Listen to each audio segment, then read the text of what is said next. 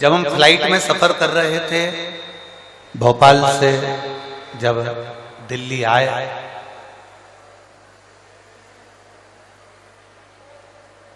तो जिस समय फ्लाइट से नीचे उतरते समय एक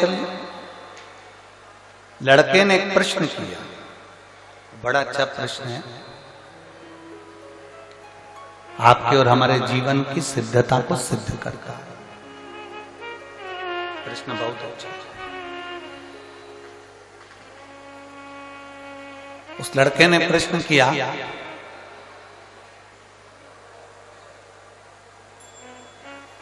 शिव में और शिवलिंग में कितना अंतर है?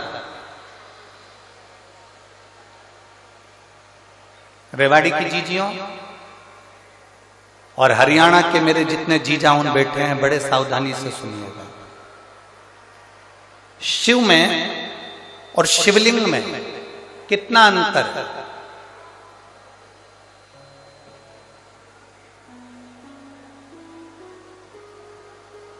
दिल्ली में कोई विवेक बिहार का वो लड़का था जिसने वो प्रश्न किया था, और हमने उस बच्चे से कहा था कि अगर बन सके तो पहले दिन की कथा जरूर सुनना रेवाड़ी की। उस कथा में हम वर्णन करेंगे कि शिव में और शिवलिंग में कितना अंतर है। घर के अंदर भगवान शंकर की मूर्ति नहीं रखा थी, घर के अंदर भगवान शंकर का शिवलिंग रखा था। आप लोगों के घर में क्या है? जम के बोलो जरा। शिवलिंग में, मूर्ति में और शिवलिंग में अंतर क्या है?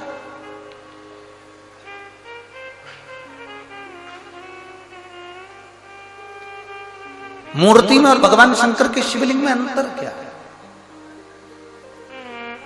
सबसे पहला अंतर तो आप अगर देखेंगे तो रावण का चरित्र उठाकर देखिए कि शिवजी में और शिवलिंग में क्या अंतर है। रावण भगवान शंकर के कैलाश धाम को शंकर जी के समेत उठा लेता है।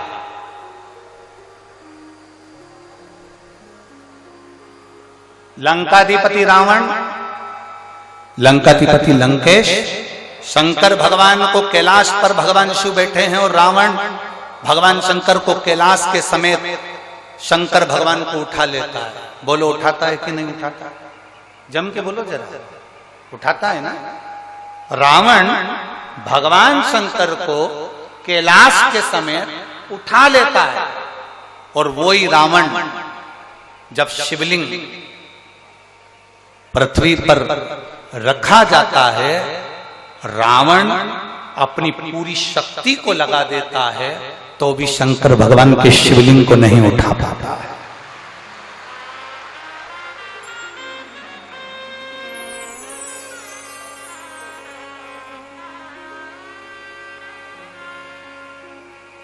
शिवलिंग नहीं उठा पाया, भगवान शंकर के शिवलिंग को नहीं उठा पा रहा, भगवान शंकर के शिवलिंग को नहीं उठा पाया।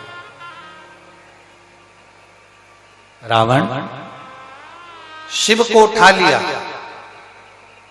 रावण ने कैलाश पर्वत को उठा लिया, पर रावण शिवलिंग को नहीं उठा पाता। आखिरी में लंकाधिपति रावण हार जाता है और शिवलिंग वहीं पर छोड़कर लंका चले जाता है, और वो शिवलिंग वैद्यनाथ जी के रूप में पूजा जाता है।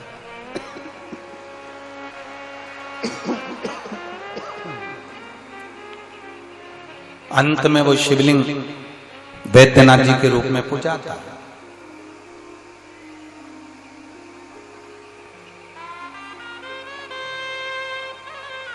नहीं उठा वो शिवलिंग,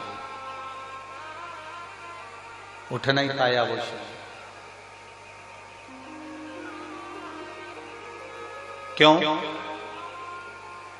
शिव महापुराण की कथा कहती है शंकर जी के स्वरूप में केवल शंकर जी हैं, केवल शंकर जी। शंकर जी के स्वरूप में केवल शंकर जी हैं, और शिवलिंग का जो स्वरूप है उसमें केवल शंकर जी नहीं है, उसमें गणेश जी भी बैठे हैं, कार्तिकेय जी भी बैठे हैं, अशोक सुंदरी भी बैठी है, पार्वती जी भी हैं, शंकर जी भी हैं, जया, विषहरा, शामली वारी, दौतली, जया, ये सब भगवान शंकर की 5 लड़कियां, भगवान शिव की 5 बेटियां, गणेश, कार्तिकेय, अशोक सुंदरी, देवी, और शंकर भगवान की परिधि में जहां जल निकल रहा है उस स्थान पर 33 कोटि देवी देवता। शंकर जी के स्वरूप में केवल शंकर अकेले हैं, पर शंकर जी के शिवलिंग में 33 कोटि देवी देवताओं का बल होता है, इसलिए वो उठ नहीं पाता।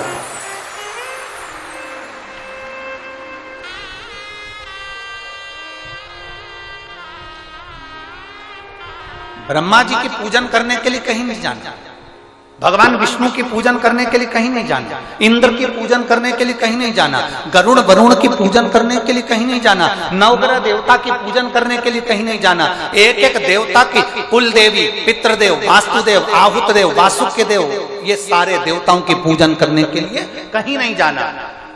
केवल एक देवाधिदेव महादेव पर अगर आप 1 लोटा जल समर्पित कर रहे हो तो सारे देवताओं की पूजन एक साथ में हो रही है।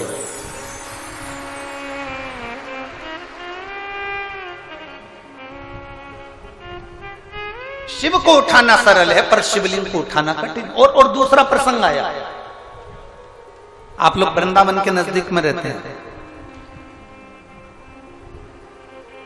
ब्रज की भूमि के करीब में है रेवाड़ी, गोवर्धन बाबा के नजदीक में आप निवास करते हैं। राजा कंस,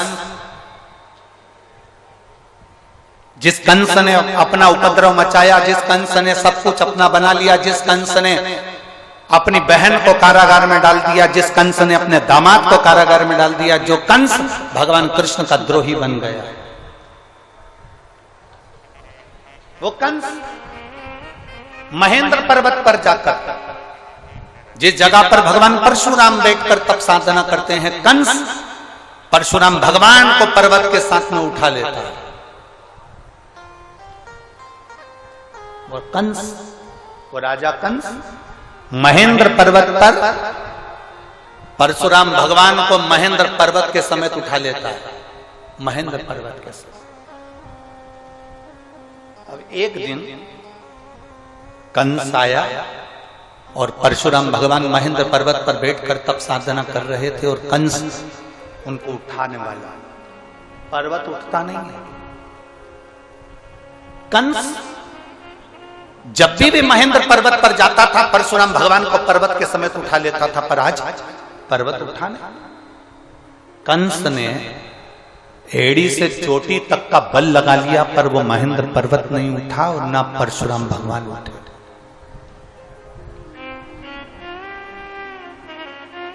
ना परशुराम जी उठ रहे हैं, ना वो महेंद्र पर्वत उठ रहा। कंस को लगा कि आखिर हुआ क्या ऐसा कि जिस महेंद्र पर्वत को मैं उठा लेता था वो महेंद्र पर्वत आज उठ नहीं रहा, जिस परशुराम जी को मैं महेंद्र पर्वत से साथ में उठा लेता था वो महेंद्र पर्वत नहीं उठ रहा। आखिर बात क्या? कंस की बुद्धि में ये बैठ नहीं पाया कि आखिर हो क्या रहा। रावण को भी ये सुध में था, मैं जब कैलाश पर्वत उठा सकता हूं, मैं जब शंकर भगवान को उठा सकता हूं, पार्वती जी को उठा सकता हूं, मैं गंगा की धार को उठा सकता हूं, मैं नंदीश्वर को उठा सकता हूं, तो फिर ये शिवलिंग क्या लगता है, शिवलिंग को उठाने में मेरा क्या जाता।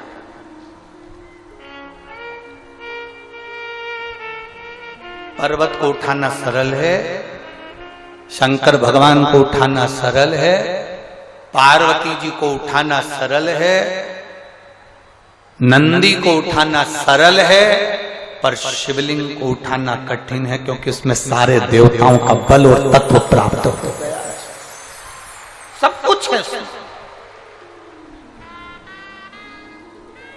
और अकाल मृत्यु वो मरे जो काम करे चंडाल का, काल उसका क्या बिगाड़े जो भक्त हो महा।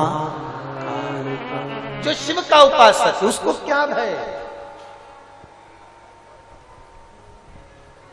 यहाँ मेरी रेवाड़ी की इतनी सारी जीजियां बैठी हैं, इतने सारे जीजा बैठे हैं, इतनी सारी बेटियां, इतने सारे बेटा बैठे हैं, मेरी माताएं यहाँ पर विराजमान हैं।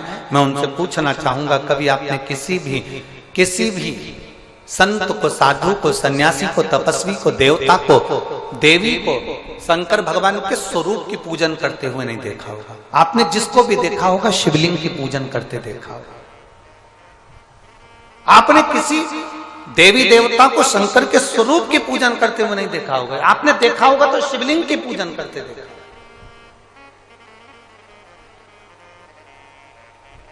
कारण क्या है?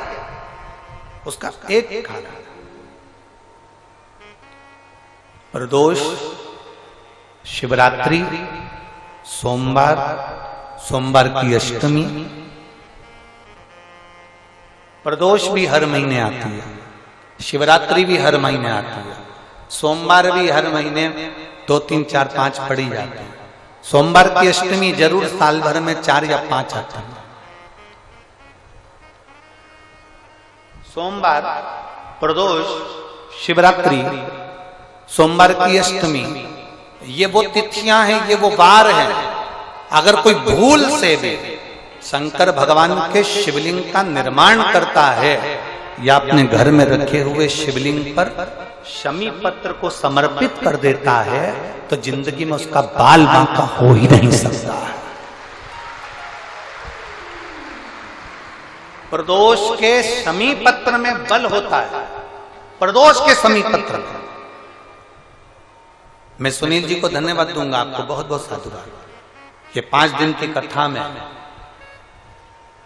22 तारीख को प्रदोष पड़ रहा है और बाबा की कृपा है आप पर, जो ये प्रदोष के समय पर भी कथा चले। कथा का समापन 23 को है, पर 22 को प्रदोष पड़ जाएगा।